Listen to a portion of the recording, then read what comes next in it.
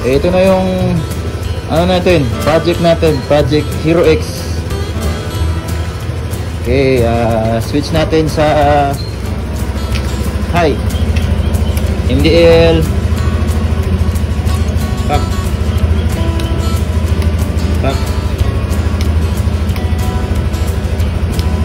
Okay, alright.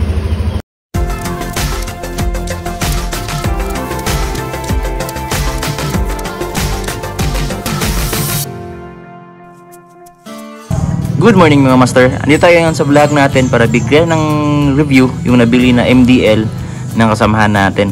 So by the way, yung nabili niya ng MDL is etong M1 LED Zenlo. So ipa-flash ko na lang sa screen yung kung magkano ang kanyang presyo ano. By the way, 1,280 ang kanyang presyo nung nabili niya sa Shopee. Okay.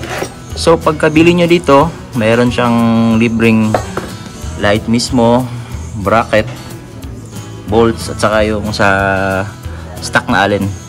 So of course pagkabili niya dito hindi nakasama itong forged na bracket ano. Only the auxiliary light lang at saka itong small brackets niya ano. So i-review natin tong ano nabili niya. So yung nabili niya is 3000 Kelvin yung low at saka 6000 Kelvin naman yung high. Version 3 pala siya no. So dito sa box nakalagay ay waterproof na siya no, IP68. Tsaka 12 volts, tsaka high power na siya. Anyway, kung titingnan nyo yung auxiliary light, meron siyang installed na fan.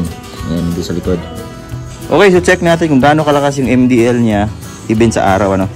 So, on lang natin. So, naka-domino switch siya, ano. Check natin yung kanyang low. Ayan. So, yan yung kanyang ilaw. Actually, sinadya ko talaga na combination siya para mas ano siya, mas maliwanag. So white saka yellow. Ayan. Check natin ang kanyang high. Ayan. So all white lang siya no, yung high natin. So check naman natin kung gaano siya kaliwanag paggabi. So naka stock light tayo. Tapos check natin yung kanyang low. Yan. So yung low niya is yung yellow. Ito naman ang kanyang high. Yan. So maliwanag pa sa buhay ano.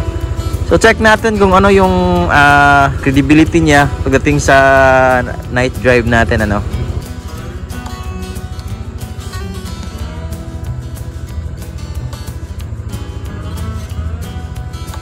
So ganun kalakas yung intensity ng ilaw niya ano.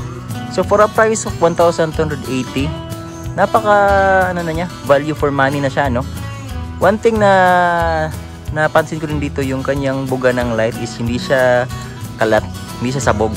So kung makikita niyo sa video yan, naka-focus yung beam niya, which is napaka-advantage niya especially pag may biyahe tayo ng gabi kasi yung beam niya naka-focus lang sa isang area, hindi siya sabog.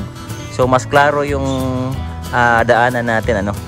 So yun lang, and I think hanggang dito na lang yung vlog natin. Hopefully meron kayong natutunan ano. So kita-kits sa susunod vlog natin and ride safe.